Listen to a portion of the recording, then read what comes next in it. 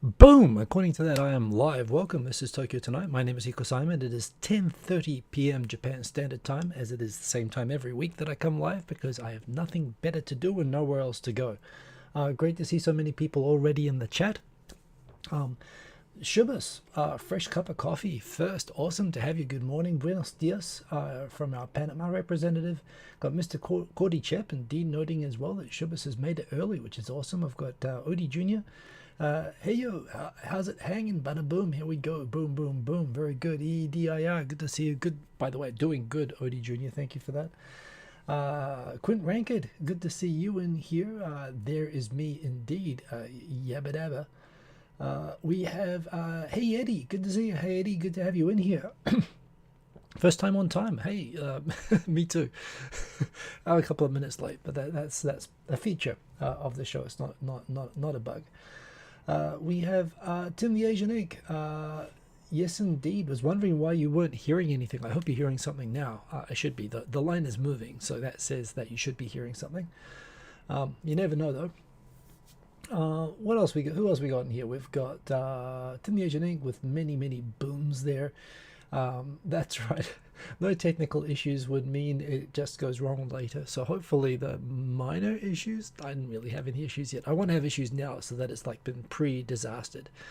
I don't know if you've seen the movie, is it The World According to Garp? It's like Robin Williams. It's a little bit obscure, but he there's a scene in it where an airplane, where he's like looking at a house to buy, and a plane crashes into the house while he's looking at it with his wife, and he immediately says, "I'll buy it."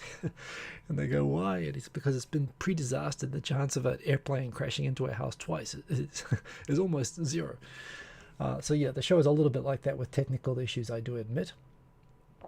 Hey, finish some gyoza. I'm glad I can see you and not smell you. But yeah, love me some gyoza. Was it sui gyoza or was it yaki gyoza? I must admit, I'm more of a fan of the. I mean, actually, I love gyoza either way, but I'm more a fan of the what do you call it? The pan fried, the yaki gyoza, rather than the boiled variety. But good stuff there. We also have Audio Vision. Hello there, good to have you in here, Audio Vision. We've got PBA. A bit hesitant to say boom these days. I'm not really hesitant. It's that the monitor is telling me live, and I when I watch the recording, I see it's actually live, like a few seconds before the monitor tells me. It's like YouTube itself is not 100% sure that I'm here, so it always leaves me like looking like I'm waiting for it for a second. If you listen to the audio podcast version of this, which has every week more listeners, although it still is not that many, but it is fun seeing the growth. Anyway, I'm glad that people are taking advantage of that as a feature for catching up with the show. Yeah, I do make sure I start straight on the boom for that. In fact, I've also I apologize to people who noticed that there were some. I was using some transition noises like before and after the show. Just thought it was fun, just playing around, dropping in a sound. But of course, those sounds are like 10 times louder than my voice. So apparently, I was blowing the speakers of some people with those. So this week, the only sound effect will be the human beatbox that is my voice saying boom. So that will be it. Anyway, back into the greetings and hellos. Steve Miller, whoa, the voice of America himself. Great to see you, Steve Miller. Well, you must be having a busy time, by the way. Great to see you in the chat. We've got Aide Void, our Arizona representative. We have our wonderful moderator, Aaron. Aaron, wonderful to see you here. As always, great to have you in here. Happy Sunday morning. Dave Dentetsu, good to see you from Normal Island. Wow, I would love to be on Normal Island. That sounds like a great place. We've got Sainted Sir, and for everybody, take a look at the example. In fact, I know everyone puts the at Hiko Simon. You don't even have to do that. If you just if you just type my name correctly, it'll flash orange. And if you do that, as I say every week, it will appear orange to me, which means that when I'm scrolling back through comments after every topic, I will pay more attention to your comment. And if you want to say something that you want me to react to, or you have a request or a question, or anything, something that you'd like me to talk about, just say my name with correct spelling, and it will flash orange like that, and I'll pay attention. So, Sainted Sir, well done there, and hello indeed to you. Yeah, we've got Joe Smith there. The Russians actually went through with it. Yes, they did. We will get to that. Yes, when we get into the topics, I'm kind of thinking there isn't much other news to talk about this week, although I must admit I am the last person to be giving a hot take on this whole big thing, but at the same time, I am interested in it. I have opinions on it, but there again, I'm hesitant. I don't want to add to the huge cacophony of noise. Especially, I'm not sure that my take is necessarily something that needs to necessarily be contributed. But yeah, this is my show, so I'm going to talk a little bit about it. But I'm going to try as much as possible to. I want this show to be a little bit of an island. In fact, I'll say this when we get to the part that I say for the podcast when we get into topics. I want this show to, as much as possible to be when people are dealing with U.S. elections or whatever's floods in Australia or scandals or whatever in the world, Canadian freedom convoys or whatever. As much as if the news cycle, whatever's dominating the news cycle, I want this to be kind of a show where people can come and feel like they're in Japan a little bit and get away from all the stuff that's probably surrounding you when you're, in your news and other days, and just get a bit of a sense of what's going on here. And frankly, to be a little bit of an island of respite for what else is happening, at least regards Japan. Unfortunately, even in Japan, the only news has been Ukraine all week. But what I can bring to that is a bit of a discussion on how the whole Russia-Ukraine thing fits with Japan historically and with recent politics. That's what I want to try to do a little bit tonight. But I must admit, I can't help but have opinions about all of this, and I will probably share some of them, but I'm really not going to spend a long time giving a hot take that the world doesn't need on the overall thing. But, hell, I'm going to say what I think. So, yeah, you'll get that, don't worry. We have, making sure I'm not missing anybody, Black Tengu, good to see you, pleasant and correct indeed. Good to have our representative from Greece in the chat. Great to have you. We've got... Pan fried. Excellent. That's the way I like it too. Not that much, Des. YouTube is totally sabotaging me. I think it's the Russians. Sorry, I said I wouldn't express opinions like that. But it was totally the Russians. You know it's the Russians. They're coming for us. I have the bell on, never get a reminder, nor I'm on the top page when live. Here, this time because Chanoma got the reminder during his live stream. If you want a failsafe for the link, I do tweet, although often I admit so I'm always on at like 5 minutes past 10:30 Japan Standard Time. It's always the same time. And I do send out a link on Twitter and Facebook, although honestly I'd prefer to just do Twitter. Facebook's there for people who don't like Twitter. So if all else fails, or just come to my channel page and the live stream thing should be up there. But yes, indeed, I think maybe the Russians are out to get me, and in that case, well, they can't access Twitter right now, allegedly, so I don't know. Yeah, I'm glad that you made it. Anyway, not that much this. I don't know what's happening with the notifications, but there you go. John Carlo Lanoy, good to have our representative from the Philippines. Excellent to have you in here. Yes, thank you for showing up. We've got, who else we got in here? Couldn't rank it in there. We've got one Johnson waving. Good to see you. No blowing allowed. I don't know what that means. Brascofarian. Great to see you, Brascofarian. Long time no see. Good to have you here in the chat. A bit alarmed that Aaron is recommending try unsubscribing, but that's right, and resubbing and clicking the bell. I heard that works. Hopefully. By the way, people can do what they like with their subs, but certainly. Spam Island, indeed. We've got Dan H. Great to see you, Dan H. Again, always great to have you in the chat. Do appreciate your comments and suggestions. DJ Sunnyside Up, going surfing tomorrow. Ugh, you're living the life, dude. I'm I'm jealous of like everything that I see you doing.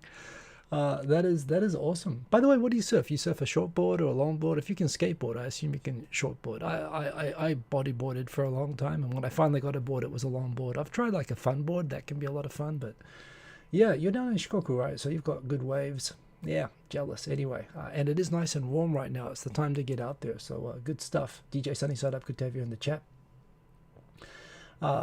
Yes, Quinn Rankard, go ahead, talk about it. What's the worst that could happen? What's the worst that could happen? Well, let me just say, I'm checking my drinks. I don't think that stuff on the bottom is polonium, but you know, the worst that when you're talking about Russia, the worst that can happen is usually a little bit more than the standard stuff. But sure, yeah, don't worry. You know me, I can't control myself. I will get into that, of course. Whoops. It jumped a little bit there. David Densetsu, do you update on Google Podcasts? Last listing was 2016. No, I put the link in the chat under here, but it's anchor.fm/Hiko You can find it all there, and you can find out how to subscribe either through Spotify or Anchor FM, or yeah, I think there's one or two other ones. It's all set up for free, and it's wonderful and easy, and I just use the recording from this show. So yeah. PB, do people stop and ask you why you run holding a stick? Some people have at least paid attention. They don't stop me, but I think I was trying some experiments earlier on when I was running, including like extending the selfie stick out like quite a long way and holding it up really high just to see if we get different perspectives, like making me look like a video game character like Grand Theft Auto or something. You can kind of do it, but it looks a bit weird. But I saw a couple of Aussie sons react to that. But no, generally I do keep it quite short. It is sort of sticking out in front of me. You can see the shadow in those videos.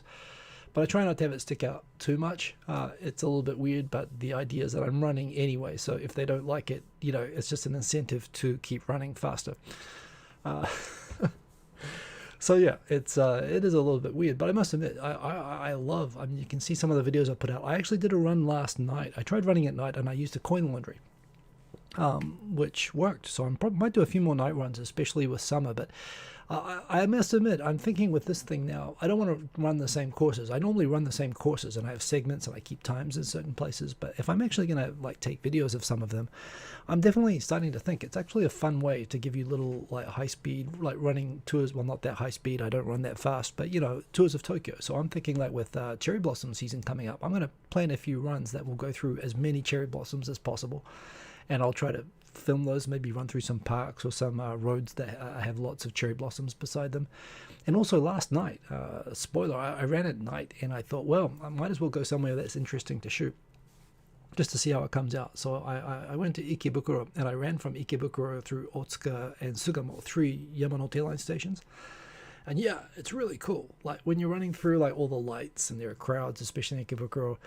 Yeah, I was probably pushing my luck running through crowds in Ikebukuro a little bit, but it wasn't that crowded. And the video came out really cool. I've actually cut the video for that tonight, but you know, I'll probably post it midweek. In fact, I'm thinking I might schedule a few of these each week. Just they're fun. You can see the part of Tokyo that I'm in, but also it's good motivation for me to plan more adventurous runs, like running courses that will actually show different parts of Tokyo. So yeah, I'm doing that. I don't get too much hassles from it, but PB, thank you for the interest in it. I am enjoying those a lot.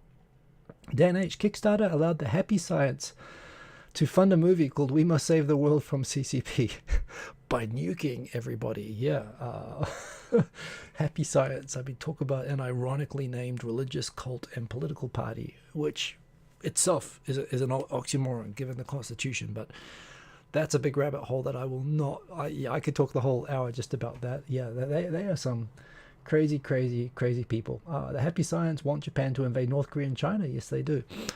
And thank you for the suggestion. It will be taken under advisement. It's funny. They actually contribute more in terms of they have candidates that run in every seat in every election. All over the country. They run local council, central government. They put more money into politics almost than any other party. They've never had a single person get elected.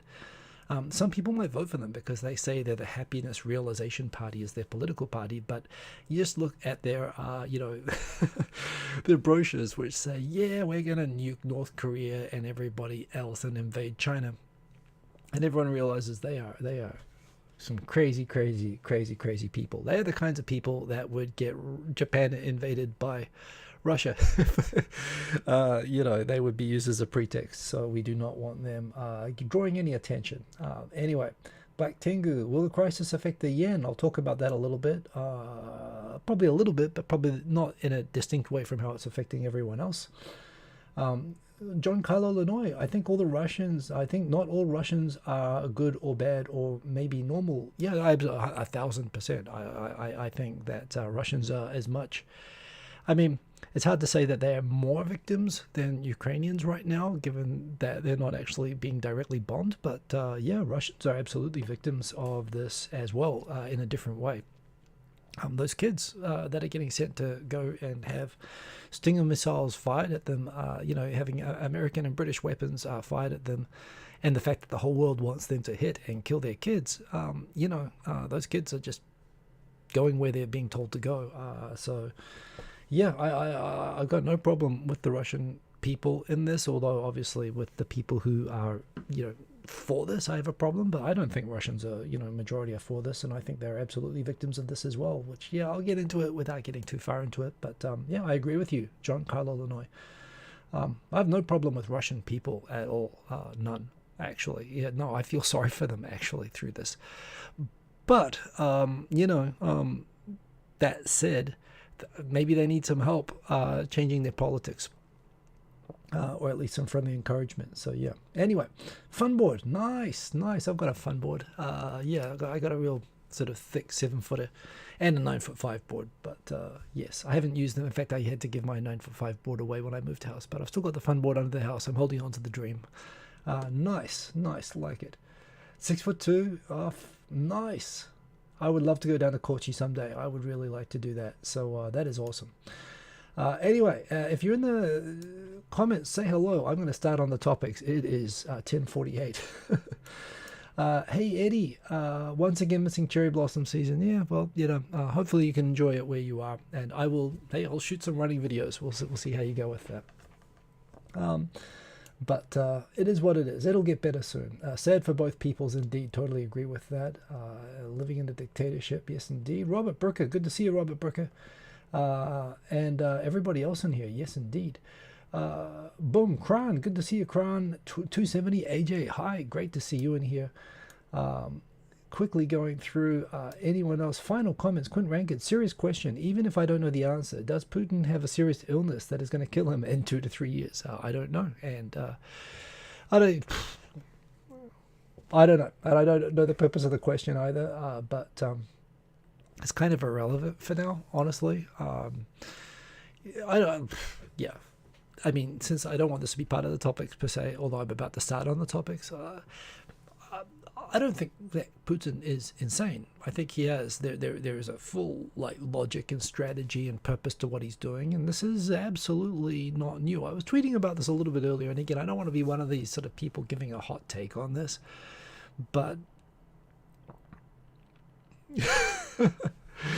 But look, when I was a politics major at university, and I specialized in ethnic conflict, and and my lecturer for that was a former Soviet ambassador to New Zealand, a nice Armenian man called Professor Ruben Azizian. And nearly every ethnic conflict that we covered in the course was within and around, basically the former Soviet Union, including within Russia. And this was like in 1995, 1996. And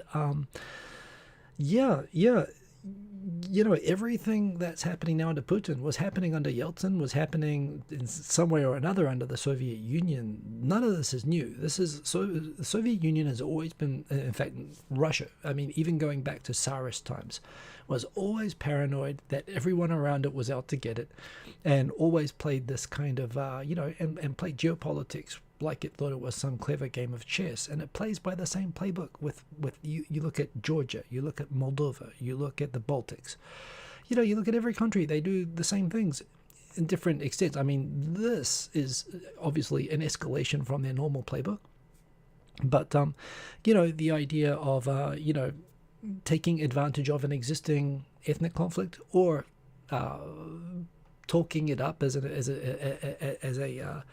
excuse to drop in troops and whatever, is all part of the reason that Georgia, Moldova, and Ukraine can't join NATO, is because part of their territory is controlled by separatists, which are really Russian regular military sort of dressed up as separatists. That mean that they don't have full control of their borders, which limits their ability to make sovereign decisions, both in terms of foreign policy and in terms of security. They can't join the EU, they can't join NATO, and it restricts their ability to do things. That's the reason that Russia does this. Taking over the entire country has not been their strategy until now. But this has all been part of the playbook, and that Russia's used, and when it suits them to go full on, which they've also done a couple of times. I mean, Afghanistan was part of this as well for them. It was the same playbook. So this is not new, and I don't, and to them it kind of, or at least to the leaders, when you don't care about the lives of your people, and when you view the world as like a whole bunch of people out to get you, yeah, what they're doing has a logic and makes sense. I don't think he's got cancer and having a party without telling anyone or anything like that. I think he's actually in his own head. He's got a certain sort of a logic, but geez, bad for Russia and bad for everyone else. Anyway, let's get into it. I got tired of the COVID news. Yeah, I think actually, Aaron, you might be the one on the money there. Let's jump in. It's 10:52. Let's start on the topics. I'm being a little bit mindful also of having this work for the audio podcast. So into the topics for tonight. Of course, the big story this week has been the Russian invasion of Ukraine. Interesting to see, of course, in Twitter all week, apart from the fact that both my news feeds, Japanese news, NHK, and all the regular stations has just been taken over by coverage of the Ukraine conflict. Interesting because, Japan does not have deep ties to Russia or Ukraine, and to Russia for the reasons I'm about to go into. But at the same time, I mean, just for an idea of a country that, isn't really a strong Cold War sort of participant, not a direct participant. It is interesting that even a country in Japan's position is looking at this a lot. It's just taken over the news, and I'm very conscious here about not wanting to add too much in the way of hot takes. When right now everyone's Twitter feed is full of that. I want this show to be a little bit of an island to let you get away from, I'm sure, a 24-hour news cycle of nothing but Ukraine news and hot takes at the moment. But what I do want to do is talk about how it's perceived in Japan and what Japan's sort of interests and roles and what its history with Russia in particular is and how that influences what's going on. Even today, there's been a lot of movement. So I'm definitely going to talk about that as well as just other news that's happening in Japan this week. There are not a lot of topics, but I've said that before. You know how it goes. So, yes, indeed. Well, so there's a Japan Times article, which I'll kick off with, which is talking about how the dispute over the Northern Islands shapes Tokyo's stance on the Ukraine crisis. I would go further than that because it's my show. I would say I would go all the way back to 1900. In fact, Bob Turner, who just came into the comments and said, is it paranoid when Japan occupied part of Siberia from 1918 to 1922? Well, actually, I think you should go back to 1900. It's useful to understand the history of Japan and Russia from the perspective of the events leading up to and following the Japan-Russian War of 1904-1905. Again, just to set things up, and this is linked to the islands issue, and it's linked to everything else. Fundamentally, where this is all going is that Japan has comparatively very little engagement with Russia, which means it doesn't have a lot of leverage. One, is not very exposed to Russia retaliating against Japan, but also it means Japan doesn't have very much leverage against Russia, frankly, because they are really well. Here's the thing: Japan is the only country in the G7. Actually at war. Japan is technically still at war. It's never signed a peace treaty with Russia for World War II, over these islands.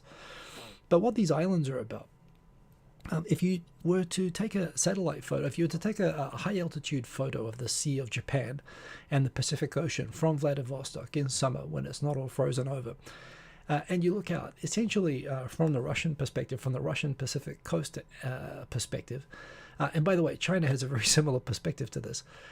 Japan is like this huge wall, just off the coast of Russia that basically locks it all in and stops it getting out into the ocean. Even when the ocean isn't completely frozen over, it is Japan that basically is able to blockade and shut them off and, can basically block their whole economy whenever they like. So this is partly why, of course, the islands dispute is so important. But even back in the Russian Empire, this was a big deal. The fact that Russia couldn't support its Far East economically because it didn't have a warm water port. It didn't have a port that it could use to be able to trade and basically develop the economy of that region. So what the Russians did was when they started trying to build up their positions. And remember, we're talking about Alaska as well. We're not just talking about Kamchatka and Siberia. We're talking about Alaska and so on. What they did was they realized there is a fantastic warm water port in a city that's now called Dalian. It used to be called Port Arthur, and they did a deal with the Chinese that basically they would lease this port from the Chinese, which is basically in the Yellow Sea. It's west of Korea, on a little peninsula that sticks out.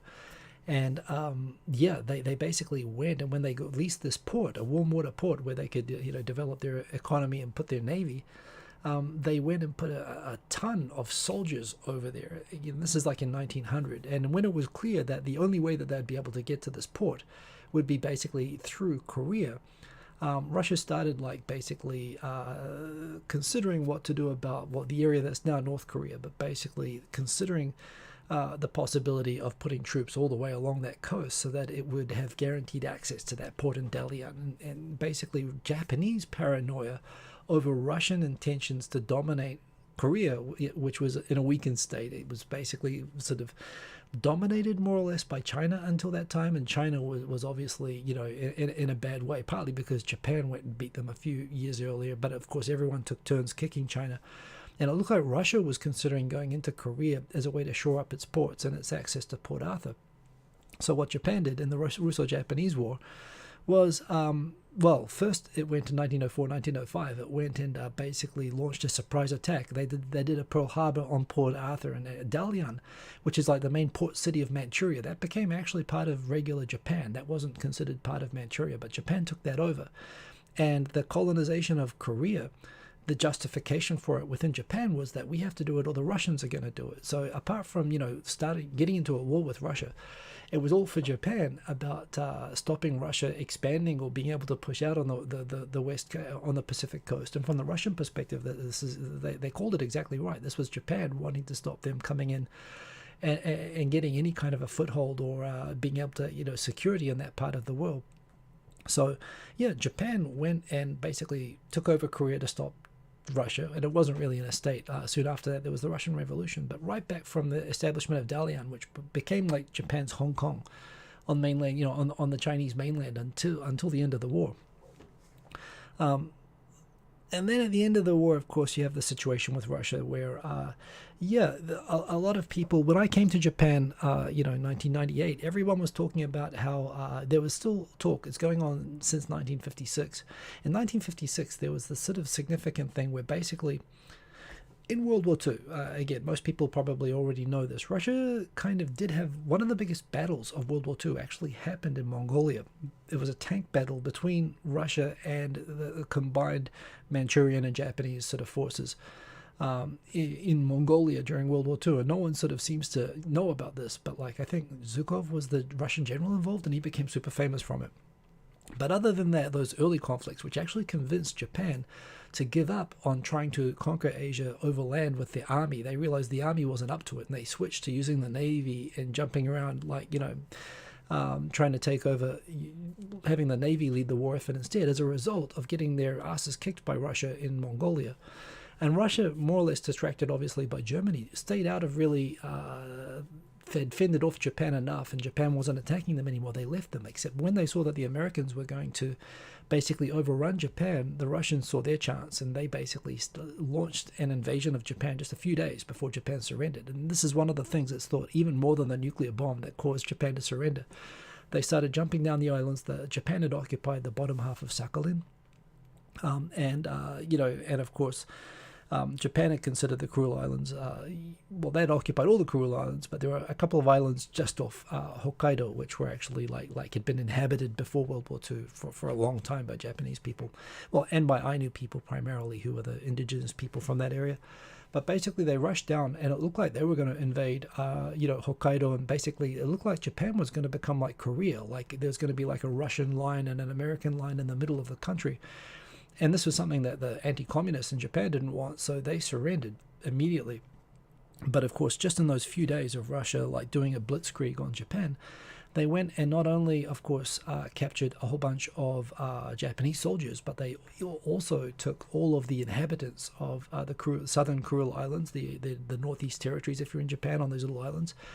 And they sent them all off basically to labor camps in Siberia, along with German POWs and so on. But even the German POWs, Russia did a deal with Germany and sent them back in the early 1950s. But it wasn't until sometimes as far as into the 1960s. But basically 1956 was when Brezhnev did a deal with Russia, with Japan, that these people who were a lot of them were civilians, who were residents of these islands, who had basically, just like Russia had done a lot of relocating people, they had taken these Japanese people, put them in Siberia for 15 years. They finally let them go back to Japan, and as part of that deal, they actually did a deal to give the islands back, 2 islands at a time, to Japan, as part of a deal of sort of warming up things with Japan. However, Brezhnev died. And everyone after him disowned the deal, and Japan's been trying ever since to sort of get back these islands, which were inhabited islands from Japan, where all the people were deported to Siberia for, put in concentration camps and gulags for a decade. And those people came back, but they've been a strong lobby group. They live in Hokkaido, just off the coast where these islands are, where they can see these islands still. And they've been a strong lobby for a long time, that Japan cannot do a peace treaty with Russia until the islands are settled, either under the deal agreed in 56 with Brezhnev or some other deal to get these things back. The thing is, these islands are now inhabited by Russians, and they have been since World War II. And the position of Russia, and frankly the position of a lot of people by default, is, well, Japan waged a war of aggression, it lost the war, Russia took the islands. Japan should just live with this. This is the consequence of them losing the war. Russia stole the islands fair and square, and live with it. However, obviously, in the context of the Cold War, America has consistently backed Japan's position that, yeah, those islands are rightfully Japan's. And Japan's held on to that, which takes us up to the 1990s. Boris Yeltsin and, when Putin was sort of a former KGB advisor to Yeltsin and the Russian government there. And there were 2 really interesting things happening at the time that I came to Japan. One, Russia was democratizing. Russia was big and happy and drunk, and everyone was pouring money in. And when I say drunk, I mean the leader, obviously. And everyone, and this was Bill Clinton's time. And I shared in the optimism of that time, that America was going to be the world's police officer. They were going to go and save the people in Somalia, stop the ethnic conflict in the Balkans, and they were going to cause China to open up by having everyone invest lots of money in it. And same story with Russia, that with Russia opening up for democracy, it was up to Western states to pour money into Russia to help them privatize and democratize and become a thriving capitalist economy that could be a friendly, democratic, huge, partner to the West. And even North Korea, they were even doing deals with North Korea, where North Korea said, hey, you just give us a ton of money and food, for our famine, and money and technology for nuclear reactors. And we totally promise that we will never develop nuclear weapons or rockets. And Clinton was like, yeah, good deal. And again, the EU and America and South Korea, the Sunshine Policy, everyone was piling in, handing money over to North Korea, handing money over to Russia. And Japan was like, well, when it comes to North Korea, they've abducted some of our Japanese people. And at that time, it wasn't proven, it wasn't sure that they had actually been abducted, although there were stories that had gotten out about it. But again, even within Japan, leftist political parties in Japan said, oh no, that's just right-wingers trying to demonize North Korea for being socialist and trying to blame these sort of missing person cases on, what kind of spy novels are you reading that a country would actually kidnap people to train their spies? I mean, that's outrageous. This is just right-wing, extreme, ultra-rightist, fascist propaganda to demonize North Korea, which is a paradise on earth, was the line by Japanese politicians, by the head of the Socialist Party in Japan, as late as the late 1990s, was still saying this. But the Japanese government's view was, you know what, we're not going to give any money to North Korea. We don't think it's a good idea, and they need to let our people come home. And with Russia, they also said, how can we, give money to Russia and invest and help in their privatization when, we're still at war with them and they still have to give us those islands back. And again, I was here in Japan, and the whole international community online at that time was sort of saying, wow, Japan's just going to be missing out. Everyone's going to get rich and, investing in Russia. They're going to help with the democratization of China, Russia, and North Korea, and it's going to be a huge success, and everyone's going to do really well, and Japan's going to look like such an idiot for missing out on that opportunity. And of course, what happened was, by the early 2000s, it was pretty clear all the money that went into Russia disappeared. And it did not go really into the regular economy or the people, but mysteriously there were a few oligarchs and politicians who became mysteriously extremely wealthy, as well as a number of gangsters. North Korea, strangely enough, was not persuaded to become a non-nuclear democracy, and China, well, we all know how that's going right now. And it's kind of funny. You could say, while Japan really was the odd one out at the time that everyone was piling money into Russia, it looked like Japan was just using sort of weak excuses that were based on history it should have learned from. It should have learned its lesson, and should be, and this is just holding it back. You can look back now and say, wow, in a way, those islands, as much as Japan, probably sincerely does want the islands back, you could say that having those islands and the abductees really cut Japan a break. They saved it a lot of money from getting wrapped up in this. And the result is that where Russia's been doing a bunch of crazy stuff, these islands have saved Japan from making some pretty awful investments. And from, frankly, I mean, again, to me, even a few years ago, I myself am an advocate that Japan could be getting most of its energy from Russia. You could easily put a pipeline. I mean, for a start, Russia gets petroleum and natural gas from Sakhalin Island, from the Far East. It gets a ton of it. You could easily set up a pipeline that could solve all of Japan's security, energy problems overnight. Japan has huge energy problems. And you could solve it overnight with a pretty easy to build pipeline in the Far East. I mean, again, which always made me think, why wouldn't Russia give the islands back? I mean, seriously, these islands, Russia can still protect its sea channels out to the Pacific Ocean, and surely the value that it would get from supplying all of Japan's energy would be worth more than a couple of outposts with Ukrainian. By the way, Ukrainian deportees. They colonized those islands with German Ukrainians that they deported there as punishment for cooperating with the Nazis during the war. So why does Russia value those islands and those people so much more than this? It neither made sense, but of course the Russians didn't want to give them up for nationalism, and Japan just honestly got them out of a lot of bad investments. So, indeed, the Northern Territories dispute does shape this whole thing in that it's basically been a huge break on Japan getting too deep into bed with Russia, which is far more than the EU and the USA can say. They got fully into bed with Russia, and it didn't quite work out the way that they were hoping it would. And, Japan basically got a get out of jail free card on it. So from that perspective, Japan can certainly be thankful for that. However, what's been happening in the past few days, of course? Well, obviously, for a start, with the conflict itself, there are a large number of Russian and Ukrainian citizens in Japan. It is kind of a thing that, there are... I know Ukrainian people who are married to Japanese and have kids here, like from local school and so on. It seems like there are a lot of Ukrainian people who live in Japan. There are a few, not a large number, but there are Japanese companies that operate obviously in Ukraine and in Russia as well, I assume. So there are some human ties and so on, not a huge amount of economic or investment ties. But that said, the sympathy is clearly all with Ukraine at the moment. In terms of the Donbass conflict, well, I mean, so this is like the third big conflict. The first was over Crimea.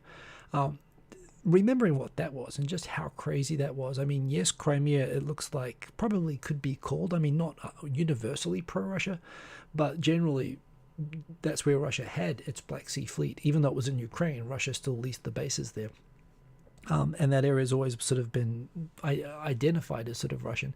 But that said, the way that they took that over by wearing like fake uniforms, the little green men like takeover of Crimea, that followed by the Donbass and Luhansk, the new Russia sort of regions in eastern Ukraine. And yes, all tied, of course, partly to the Maidan, to the fact that Ukraine used to be sort of evenly balanced between pro-Russia and pro-Europe, and the elections used to sort of pivot on a few percentages. But sure, when the pro-Russian president was basically outed in a kind of a coup in 2014, leaving the Russians feeling disenfranchised, and that kind of no doubt contributing to their want to form a separate, to secede from Ukraine. and the fact that Russia is always happy to provide a few, informally dressed regular military, like they did in Abkhazia, South Ossetia in Georgia, and like they did in Transnistria in Moldova. They're always willing to pretend that they have that these are just regular freedom fighters on the ground and regular Russian people trying to protect themselves from persecution, when they're really regular Russian military, basically looking to destabilize these countries to stop them being able to go off and become friends with Europe or NATO.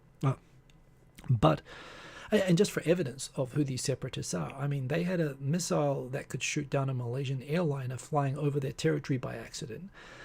Those were clearly regular Russian military, and that was a freaking war crime by regular Russian military. And there's video of them doing it, on the ground, and going through the luggage and realizing that they shot down an airline. Those were Russians, and the fact that Russia just like blankly just denies any part of it, and the world kind of can't do anything about it but let them get away with it. I'm sure that there are some legitimate grievances to the separatists in the East, but in the end of the day, Russia's just taken advantage of those internal political sort of grievances and basically used it as an opportunity to set up a pretext for what has become a full-on invasion, where Ukraine's not doing anything, at the moment. Not even that whole eastern area, again, by all accounts, was fairly stable and quiet and sort of in a deadlock, like all the other frozen sort of ethnic conflicts in that area. And Russia just decided that they didn't like the idea that when they heard that Ukraine was preparing to ask for EU partnership and NATO membership, they just decided, okay, that's enough. We'll just pretend that this separatist conflict is hot now, and they invade. And it's just absolutely nuts that they think that that's a legitimate. And remember the size of Ukraine. It's bigger in area than France. It's got like 50 million people. This is as significant as the Russian and Nazi invasion of Poland. In fact, bigger, more people and larger territory.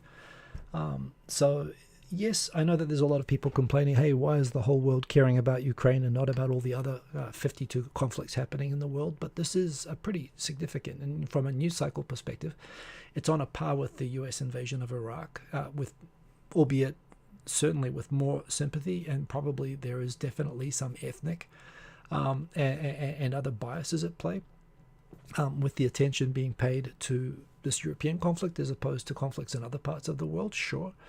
But at the same time, it's significant. This is not a separatist, rebellion like the last two invasions that Russia did of Ukraine. They're going for the center. So, and on that, look, my overall take on is that I'm completely the world. I want the world to do as much as it can to support Ukraine in this. I mean, and as much as, I was annoyed that the Germans only sent helmets when everyone else was sending Stinger missiles and anti-tank weapons. And I'm happy that now that today Germany pivoted and said that not only are they going to send anti-tank Stinger missiles and anti-tank weapons, but they're also going to increase their NATO spending to 2%, which is funny because, Trump, he had this huge complaint that NATO partners were not showing an interest in supporting NATO and pulling their weight. And now everyone realizes that if Russia succeeds in Ukraine, they could be turning towards the Baltic states next. They could be turning to Estonia, Lithuania, Latvia next, and trying it on with NATO countries.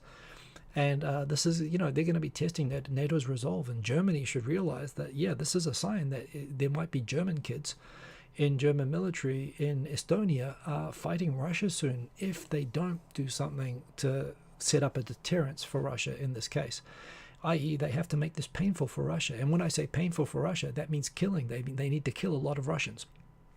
And that is, unfortunately, that's why everyone's sending lethal aid. And you know what? Those kids, the Russians who are invading, they don't decide to invade. They were there for military exercises, or that's what they were told, and they're following orders to go in. A lot of them are conscripts. They're 18-year-old kids. I don't wish any ill will at all on the Russian kids who are in there and facing this. And the fact that the whole world is in a position because of Russian policy that that everyone's basically egging for them to have those weapons be used against them. I feel bad for them, and I really don't want, I don't want people on either side to die. But at the same time, in the end of the day, the problem here is not Ukrainians invading Moscow; it's Russians invading Kiev. So, And in the end of the day, making this painful is the only way, not only to stop Russia in Ukraine, but frankly to stop them taking encouragement from this and moving on to the other neighbors, which, seems to be part of the thing here, that, Russia seems to think it's entitled to create a buffer around it against NATO. And I think that if NATO shows that they're hesitant to get into a fight, if they show that they're intimidated by Russia, then there's a legitimate question: would NATO use nuclear weapons against Russia if Russia tried it on with Estonia? Especially if they went into Estonia wearing Estonian uniforms and they were able to sort of do a blitzkrieg. Would NATO have the backbone to actually get into a direct fight with Russia over Estonia? Estonia is in NATO. They have an obligation to protect it. So, and if they don't convince Russia that they're going to fight, then there's no point having the whole thing. And frankly, then all of Eastern Europe is in danger again. So, it is important that people show support. I mean, for their own security, it's important that they show support for Ukraine here. And, and to the Ukrainian people who are just being victims in this whole game of chess.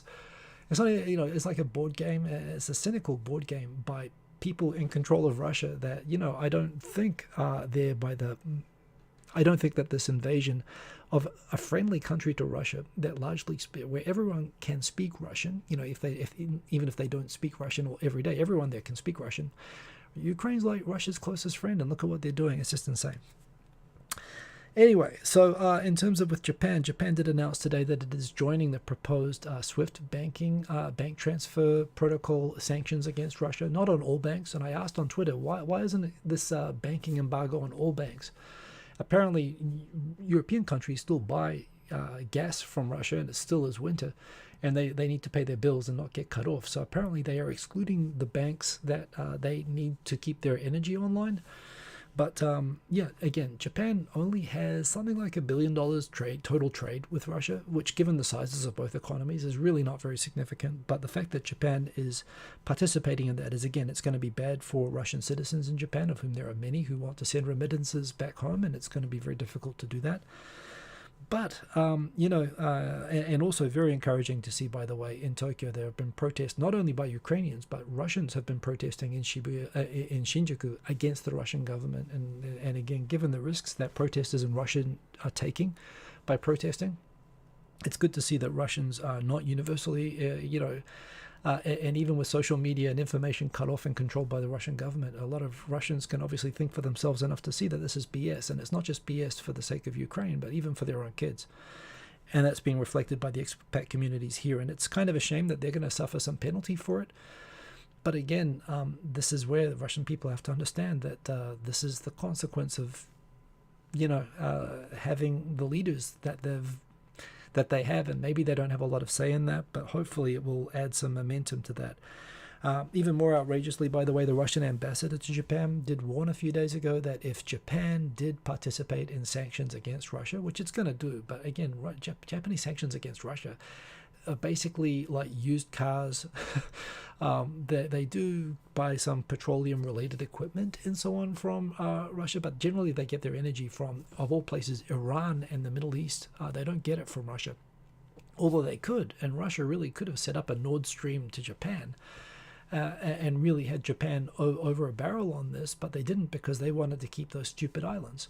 The result is that there isn't a lot that Japan can directly do to Russia, but in spite of that, the Russian ambassador went on Japanese TV and threatened Japan directly, saying that if Japan participates in sanctions, then Russia will use maximum countermeasures against those. And I must admit, I do worry, so what can Russia do? Japan hasn't engaged with them. Well, I wonder if they would actually get into like cyber warfare and even, putting military pressure, like actually militarizing those islands, for example. And would they invade Hokkaido? I mean, that seems insane, but it only seems slightly less insane than invading Ukraine, and they're doing that. So, the fact that the diplomats are following the playbook. They are calling Ukrainians Nazis and justifying this by the government playbook. They're not doing this, at all. They're not holding back on this at all. It's just crazy. I'm glad to see Japan, however, is in the loop. They are participating in sanctions. Also, very glad to see that Germany has changed its position. I thought it was outrageous that they sent 5,000 helmets. They might as well have just sent them toilet paper, honestly, before the invasion. And given that, Germany was quite happy to stick its neck out on supporting the independence of Yugoslav states before the rest of the world was ready to do that. They've interfered and caused trouble in other conflicts. But again, this seems to have woken them up that, now they actually need to show some backbone, and they've done that today. Interesting as well, speaking of people who found their backbone, former Prime Minister Aide, well-known right-wing hawk, has come out today and said that a couple of things. He said that one, NATO everyone should agree to share nukes and use nukes for one another. And by the way, Japan wants in on that stuff. They want in on the nuclear umbrella stuff, which Japan is of course in, but they were actually saying, Abe was basically advocating, without saying the words, for putting nuclear weapons in Estonia today. And when he finished with that, he also said that the US should abandon ambiguity on Taiwan defense. And this is, of course, the other big thing that, again, I won't go too deep into, but it's an interesting perspective from how China is looking at this whole thing. Of course, the West is looking at China thinking, well, China must be thinking, oh, it can do what Russia is doing as well. And if the West shows that it's weak and, doesn't have resolve on this, that it'll be able to take advantage and be sure that there won't be any consequences if it invades Taiwan and put Taiwan in danger. But on the other hand, you could also look at this and say that, this is a case where separatists are being backed by a large foreign military, and, Russia's effectively, China could look at this and say that what Russia is doing with the separatists in Ukraine in the same way as maybe Russia could help, maybe the USA could help Taiwan to separate, which of course is a different situation because Taiwan has never been part of communist China. It's been separate since since the nationalists evacuated there. In fact, it's been separate since. It is the remaining part of nationalist China. So you could say the rest of China separated from Taiwan. There's of course that whole thing, but certainly from Japan's perspective, there is awareness that, again, like what Germany seems to be waking up to, that if the world allows an invasion of a large 50 million person country without any real consequences to Russia, no doubt that other countries that also view the world in terms of security and paranoia might think, we could go on a military adventure ourselves, and without much risk of pain or retaliation, we could probably do what Russia did. And this is another reason why it's important to Japan, I think, to be showing a strong stance on supporting Ukraine. And again, on the one hand, I do want Ukraine to be able to hold out on this, but holding out means getting into a horrible, horrible war. It means creating a quagmire with urban warfare, and it means lots of people on both sides dying. And I don't, as much as you don't want this to go on, at the same time, it not going on for a long time might very well encourage Russia to do more similar actions and China to do similar things. So, I think it's good that the world is piling weapons and support, and hopefully there's enough support for Ukraine and help. I'm sure that there are military advisors from US and other countries quietly in Ukraine. They wouldn't want to get caught right now. But I'm hoping that they help Ukraine hold out on this because, it's important for Japan and it's important for everyone else. So anyway, that's Ukraine. I'm not going to talk any more about that. I'm actually 5 minutes to time. Let's go into the comments. I'm curious what you all think about this. Please, you say Hiko Simon or just @mark me, and I will draw special attention to those. But it's been a crazy week, hasn't it? Let's go all the way up. Wow, there are a lot of comments here. I'm going to have to try to catch up on some of these.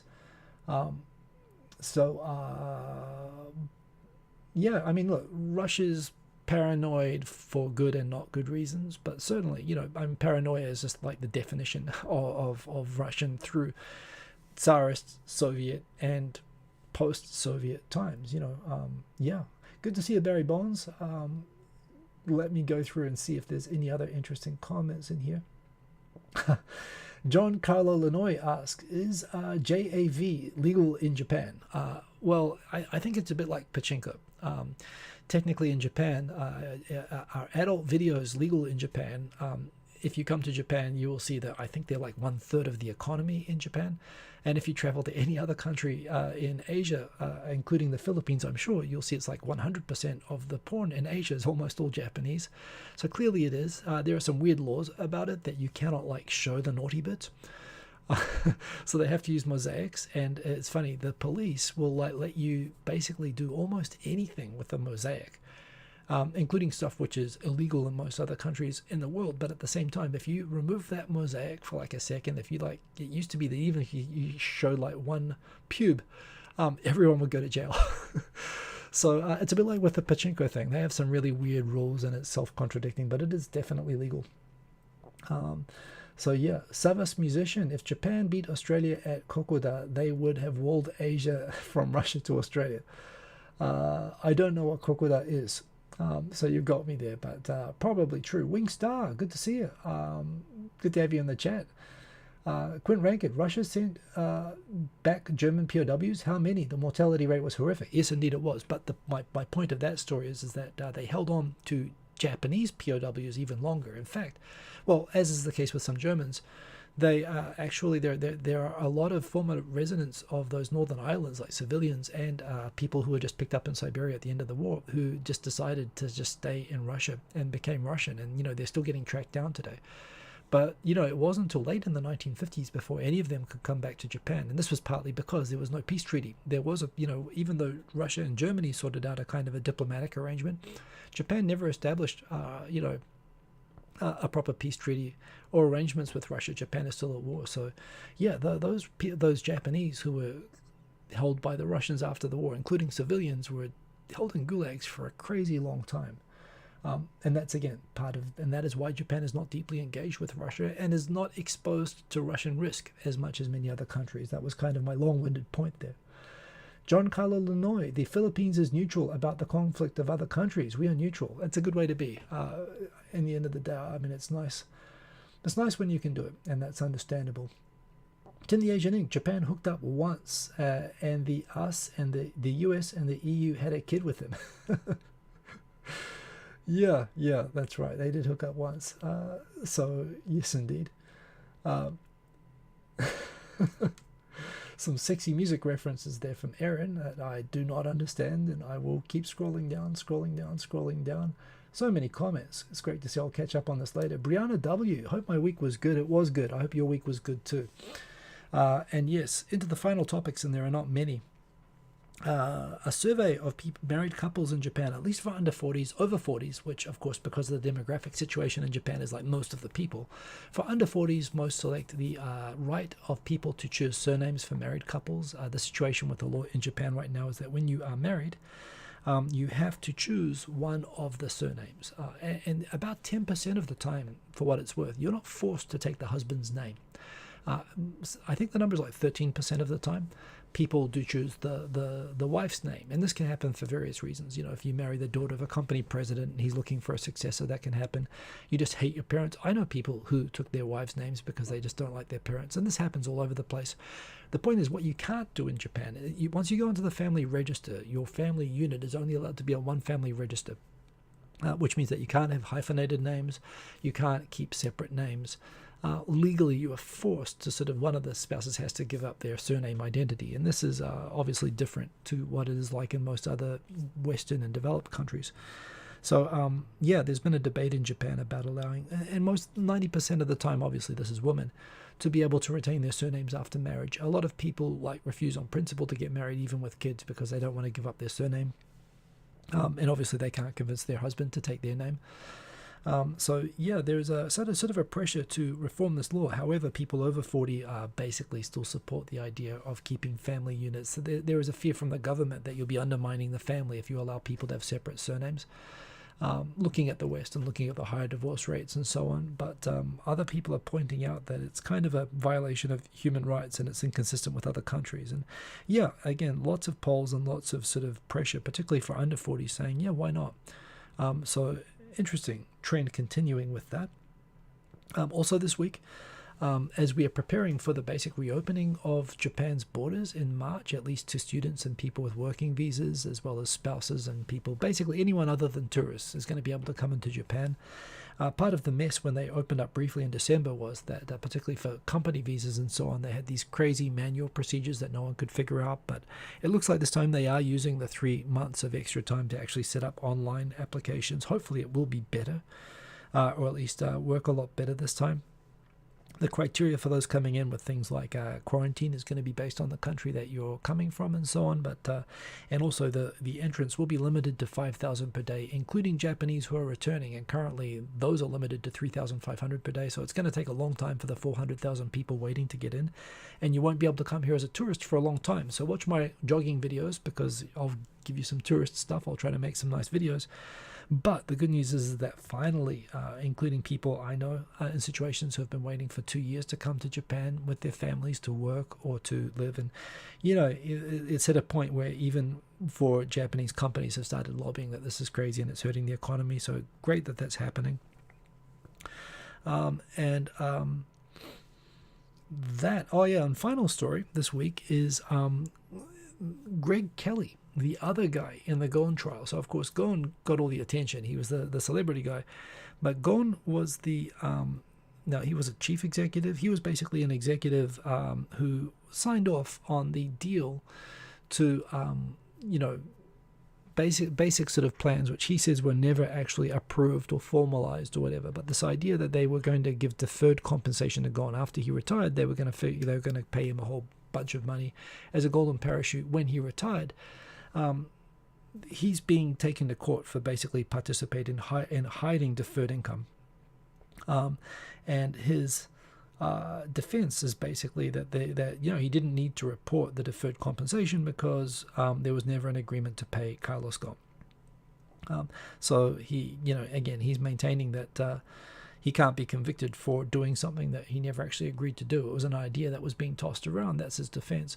Ghosn, of course, over time got on the hook for a bunch of other things. I mean, just the fact that he's living right now, a kind of Anna Sorokin. Yes, I watched that on Netflix. He's living in a Nissan house in Lebanon right now, hiding from Nissan in a house that he bought that he made Nissan buy for him. Ghosn's got a bunch of things, the wedding of Versailles, a whole bunch of embezzlement and misappropriation of funds, things that means that there are warrants out from Interpol for Europe as well as Japan. But Greg Kelly, he's basically only accused of one thing, which is basically conspiring to conceal deferred income for Ghosn, which he points out him and Saikawa and everybody discussed it and never signed off on it. So he's been through a pretty tough, prolonged detention, as well as he's been on parole under tight conditions, waiting for 3 years to get to a trial, which is also ridiculous. He's adamant that he's confident that even with a 99% conviction rate that there's no case against him. So it'll be really interesting to see how this case goes. No doubt if he wins, Ghosn's going to say, you see, I was innocent as well. This proves that he was innocent, which I don't think is the case. And frankly, if Ghosn is, even if he's not guilty of this, he's guilty of skipping the country with mercenaries. So I don't have a lot of sympathy for Ghosn. I do have a lot of sympathy for Greg Kelly, and I really hope that he is acquitted. It does sound ridiculous, and it does sound like internal politics. I don't have as much sympathy for Ghosn at all, actually, but I do have sympathy for him, and I wish him all the best with his trial. That is all the topics. Not bad, time-wise. Roads in Japan. Would better digitization and tech catch up to the rest of the world with this naming stuff? Is it part of documentation and how to handle it? I don't know. Fundamentally, the way that the family register works, it's like the Doomsday Book in England. It's like I think it's pre-Meiji. I could be wrong about that. It could be from the Meiji period, but it's basically been the way that the entire population has been tracked and registered. Basically through recorded history in Japan. From when they were recording people to get them to pay taxes, they used this family register system. So I think digitizing it would definitely help, but I don't think it's the problem that's holding it back from having flexibility on surnames. It really is cultural sensitivity and conservatism that's doing that. But there again, Japan is desperately undigitized, so I think anything would help. Some people might complain that it will change the specifications of the family register system. But I think it's something. It's another thing that, given that they're preparing to digitize right now, and they'll be talking about the specs from that, if they're going to actually change these requirements, it kind of forces the conversation at least. So I think actually, yeah, you could be right about that. Roads in Japan, it could be the time that forces the conversation, which would be a good thing. Going through final topics, or final comments. Great to see some more people there in the chat. Really do appreciate everybody. Thank you for the thumbs up for those people who do the thumbs up. As you know, I do this for thumbs up and peanuts. And, you know, you can throw the peanuts at the screen, but they won't necessarily reach me. So thumbs up will do as a substitute. I do appreciate the likes and the support. This is really all that I do it for. I'm here every week. I've got nowhere else to go. Nate Sheeny, nice to see you in here. Russia putting nuclear weapons on high alert. I mean, they've really just lost their minds, haven't they? I mean, as much as I say I understand that there's rationale for what they're doing, just crazy, right? And again, this is their game, is that they're going for the Baltics, seriously. Like, and the Baltics are in NATO, so they're playing chicken. They're trying to get NATO to back down, and they're annoyed, one, that this isn't just happening, that Ukraine hasn't crumbled like it did during the previous two invasions, and they're annoyed that, you know, as well as not crumbling, that everyone is now giving them weapons to kill Russian soldiers with. And they are trying to intimidate the West. And if the West allows itself to be intimidated, this is going to happen in more countries. So, but still nuts, right? And, you know, I don't know. That's scary stuff. Thanks for the update, Nate. I'll have a look at that myself.